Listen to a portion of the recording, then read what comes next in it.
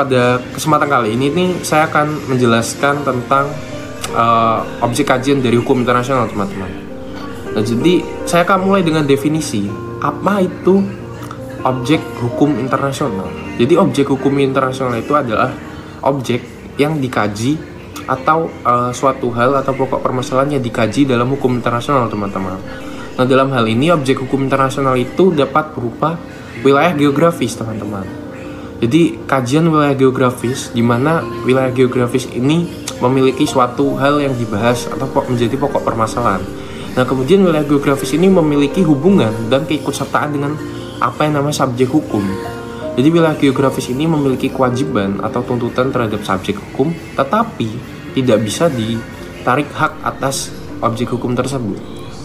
Nah, jadi hubungan yang menyertakan antara subjek hukum dengan objek hukum itu salah satunya adalah alat, di mana objek hukum itu menjadi alat dari subjek hukum. Kemudian ada beberapa contoh dari objek hukum, yaitu adalah hukum hak asasi manusia, di mana hak asasi manusia itu dibahas secara universal. Kemudian ada juga hukum humaniter internasional, dan juga yang terakhir ada hukum kejahatan kemanusiaan. Nah, di video kali ini kita akan membahas atau membreakdown satu-satu tentang contoh dari hukum internasional tadi. Jadi selamat menonton video, teman-teman. Yang pertama ada hukum internasional hak asasi manusia. Dimulai dari definisi, hukum internasional hak asasi manusia menurut Bergenter itu law that deal with the individual and group against violation by government as the international granted right and with promotion of this right. Nah, seperti namanya, hukum ini mengklaim hak. Klaim-klaim ini dibuat semata-mata karena kita ada manusia utuh yang berhak hidup layak. Hak-hak yang diklaim di dalam hukum ini adalah klaim atas kemerdekaan, klaim atas status sipil, legal, dan politik, serta klaim atas keamanan sosial dan standar hidup. Hukum HAM internasional terdapat sejarah bagaimana hukum tersebut diperjuangkan. Yang pertama adalah sebelum era Perang Dunia Kedua. Hukum pertama kali muncul sebagai makna kata. Yang kedua ada melalui penghapusan perbudakan. Yang ketiga melalui Palang Merah Internasional. Dan yang keempat melalui Liga Bangsa-Bangsa. Sedangkan setelah era Perang Dunia Kedua, hak asasi manusia terus digiatkan melalui beberapa piagam PBB, Komisi Hak Asasi Manusia PBB, Deklarasi Universal HAM, Konvenan Hak Sipil dan Politik, serta Konvenan Hak Ekonomi, Sosial, dan Budaya. Sumber hukum internasional HAM antara lain yaitu perjanjian atau treaty, kebiasaan atau customary, lalu opini juris atau doktrin. Sedangkan subjek dari hukum HAM internasional ini adalah individu sebagai pemegang hak dan negara sebagai pemegang kewajiban serta PBB sebagai pengawas. Selanjutnya kita masuk ke hukum yang masih berhubungan dengan hak asasi manusia, yaitu hukum humaniter internasional. Istilah hukum humaniter atau lengkapnya disebut sebagai International Humanitarian Law Applicable in Armed Conflict pada awalnya dikenal sebagai hukum perang atau laws of war. Maka dari itu, istilah hukum humaniter dalam kepustakaan hukum internasional merupakan istilah yang relatif baru yang baru lahir sekitar tahun 1970-an dengan diadakannya Conference of Government Expert on the Reformation and Development in Armed Conflict. Sedangkan hukum humaniter menurut Mohtar Kusumaatmadja merupakan bagian dari hukum yang mengatur ketentuan-ketentuan perlindungan korban perang, berlainan dengan hukum perang yang mengatur mengenai perang itu sendiri dan segala sesuatu yang menyangkut cara melakukan perang itu sendiri. Dengan demikian, hukum humaniter internasional adalah seperangkat aturan yang dibuat karena alasan kemanusiaan untuk membatasi akibat dari pertikaian bersenjata. Tujuan dari hukum ini adalah untuk mengurangi atau membatasi penderitaan individu dan untuk membatasi wilayah di mana kebuasan konflik berlangsung. Dan jika diuraikan, tujuannya adalah yang pertama untuk memberikan perlindungan terhadap kombatan maupun penduduk sipil dari penderitaan, dan yang kedua untuk menjamin HAM yang fundamental bagi mereka yang jatuh ke tangan musuh, dan yang terakhir adalah untuk mencegah dilakukannya perang secara kejam dan tanpa mengenal batas. Sebagai sebuah hukum humaniter tentunya mempunyai beberapa prinsip. Hal tersebut diantaranya adalah prinsip kepentingan militer, yaitu hak untuk para pihak dalam menentukan kekuatannya, waktu yang singkat, biaya yang sedikit, dan korban yang kecil. Selanjutnya adalah prinsip kemanusiaan, yaitu prinsip yang melarang semua jenis kekerasan yang tidak diperlukan Dan yang ketiga adalah prinsip kesatriaan untuk mencegah pemakaian senjata atau alat perang yang tidak hormat. Yang keempat adalah prinsip pembedaan, yaitu suatu prinsip atau asas yang membedakan atau membagi penduduk suatu negara yang sedang berperang ke dalam dua golongan, yaitu kombatan dan sivilian.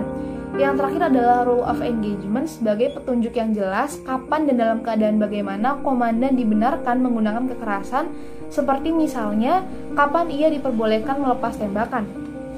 Selanjutnya adalah hukum kejahatan terhadap kemanusiaan.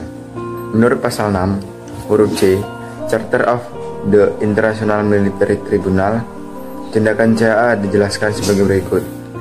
Yang pertama ada tindakan pembunuhan, pemusnahan, perbudakan, pemindahan secara paksa, dan tindakan yang tidak manusiawi yang dilakukan terhadap masyarakat sipil.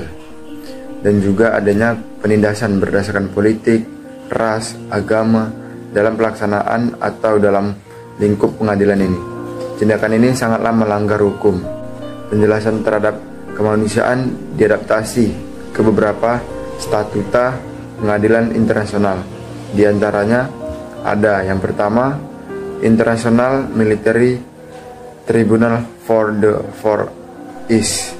Yang kedua ada International Criminal Tribunal for Former Yugoslavia.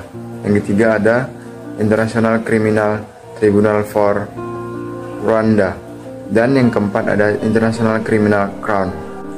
Statuta yang mengatur hukum kejahatan terhadap kemanusiaan secara paling komprehensif adalah The Rome Statute of the International Criminal atau Statuta Roma tahun 1988 yang didirikan oleh ICC.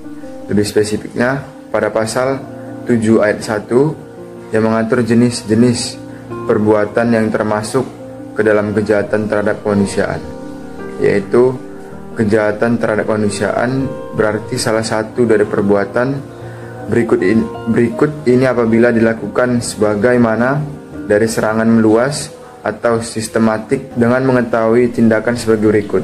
Yang pertama ada pembunuhan, pemusnahan, perbudakan, deportasi atau pemindahan paksa penduduk, pemerajaan dan perampasan berat atas kebebasan fisik. Ada penyiksaan, pemerkosaan, penganiayaan, dan juga ada penghilangan paksa dan kejahatan apartheid.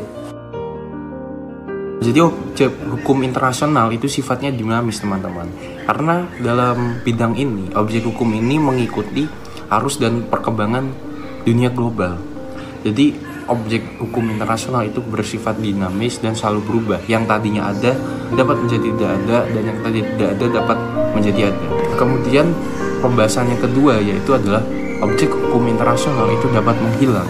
Dalam artian tadi saya telah membahas bahwa objek hukum internasional itu dapat berupa suatu wilayah geografi atau kajian wilayah geografi.